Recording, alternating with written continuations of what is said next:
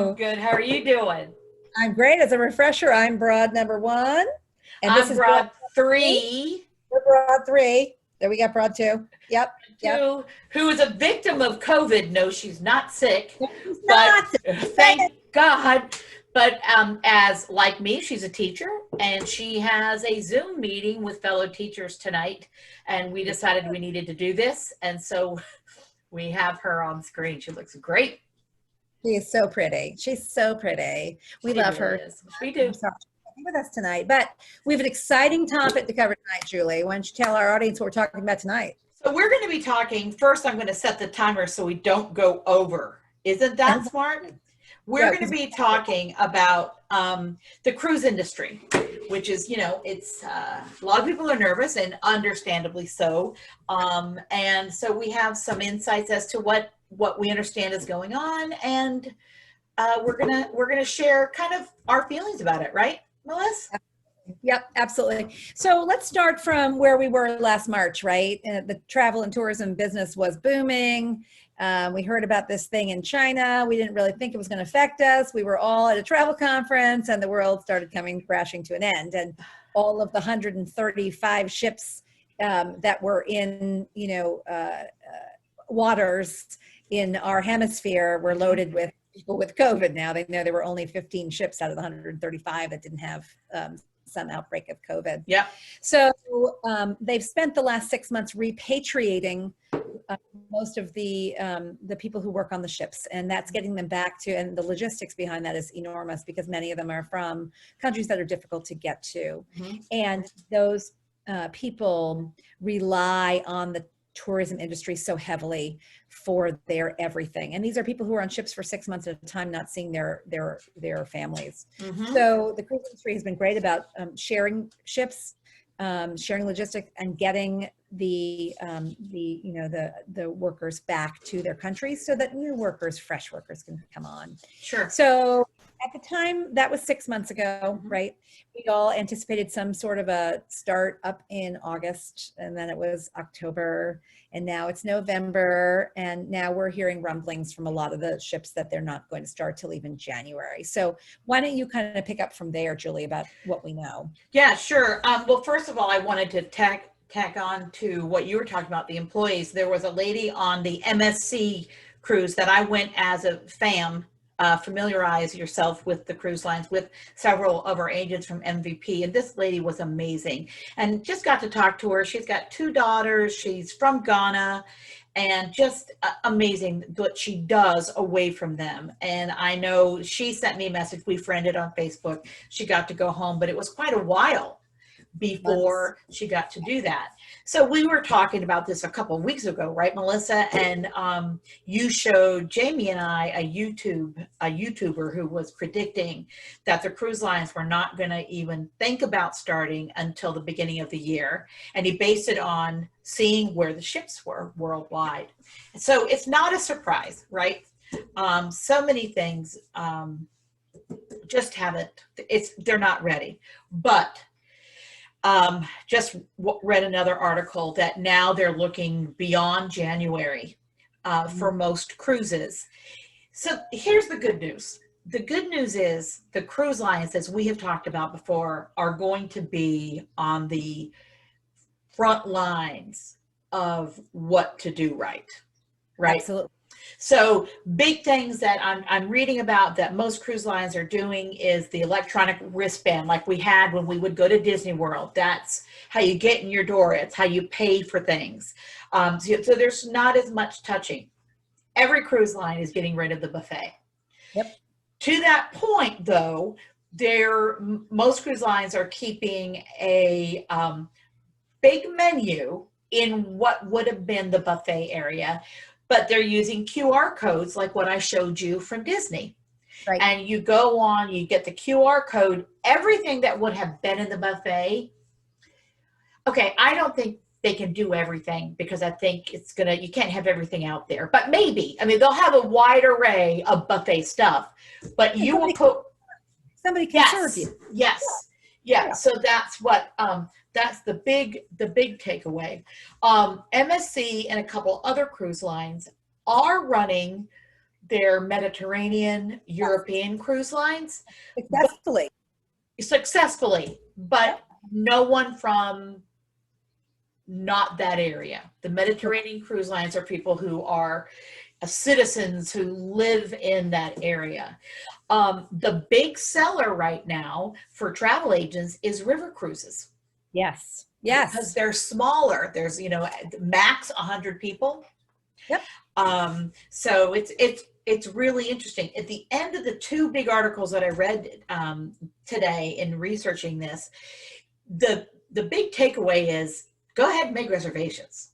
Absolutely. Right? Absolutely. You've got nothing to lose. Julie, don't you have a reservation for a cruise coming up?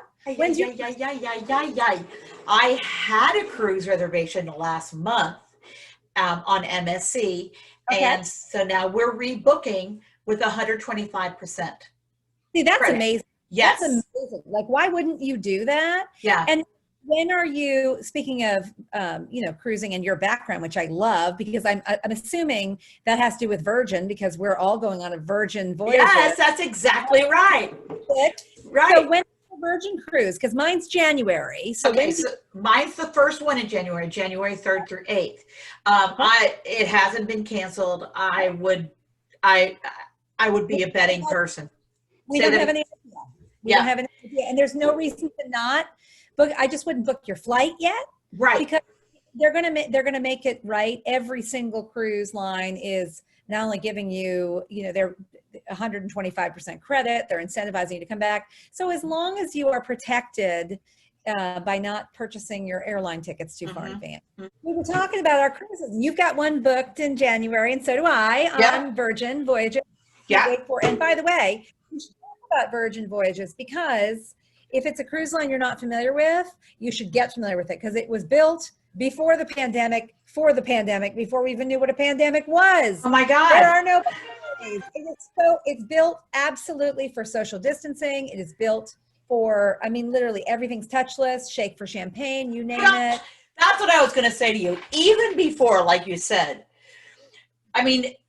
the team that they have, the creative team that they have, and when I'm talking creative, I'm not talking about, okay, what can we do to make this fun? It's every little aspect. How can we make it so there aren't lines? Well, before the pandemic, there was a check-in thing on your Virgin app for whatever restaurant you wanted to go to, for whatever you wanted to order. And then the whole shake for champagne. Yep. You shake your phone, they bring you champagne. How can you go wrong with that? I can't wait to shake for champagne. Although I'm boogie on the dance floor, can you imagine all the times they'd be bringing me champagne after champagne? Well, like at your trip when you went to Mexico and you had 3 glasses of champagne every morning. So I think the bottom line is if you're looking for a really neat experience, make reservations. Because we're going we're scheduled to go January 3rd through 8th. Right. I'm of the opinion right now, based on the research that I've been doing, that we're probably not going to go. We don't know. We have no idea whether or not we're going to go. However, you have a reservation January 3rd and I have one January 8th. Right. And we just know whatever that the particular vendor puts out there. So, but there's plenty of research and plenty of things out there that say, the cruise industry is going to be a little slower to recover. Having said that, Julie, to your point, now is the best time to book a cruise. You absolutely ought to book a cruise if you don't think there's a chance in heck they're ever going to leave the port. You ought to book it and book it now, because there's no downside. There's absolutely no downside. If you know you're going to cruise, now with one caveat, if you are a high-risk person, or if you are a person who lives with somebody or cares for somebody in high risk, I would make that caveat that I wouldn't advocate travel of any kind for anybody in those situations. Absolutely. Yes. I'm glad you said that. I think I might make a reservation on every cruise ship. Hello. Because if they don't go, right? If they don't go, then you're going to get it. They are doing everything they can to make you still want to come back. So they're giving you credits for everything. Additionally, the prices right now, phenomenal. phenomenal. And Yeah. we don't know what ports are going to open when. We have no idea. But remember, after hurricanes, we didn't have a choice about ports. You know what I mean? Like we have the cruise industry, the travel industry has rebounded from every major crisis. We absolutely will rebound, and everybody needs something to look forward to. And you know, if you've never tried cruising, now is a great time to think about trying cruising. Oh my gosh. Right. And so the other thing, MSC right now, the one of the parts of cruising is when you pull into port, right?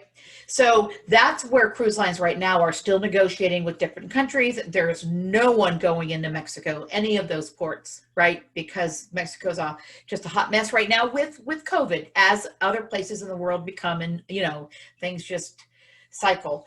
But what they're doing, so MSC right now they still have on their Mediterranean cruises, they still have these excursions. But when you get on the ship, you agree not to take the side excursions. Now, I have a friend who never books a ship excursion. She says it's too expensive, blah, blah, blah, blah, blah. I understand, you know, everyone has their perspective on it.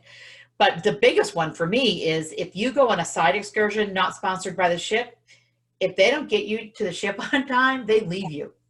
I'm a huge fan of that myself. Yes. We get paid for, and we are to the point when we cruise, we don't even take any excursions. We just stay on the ship when everybody. Okay.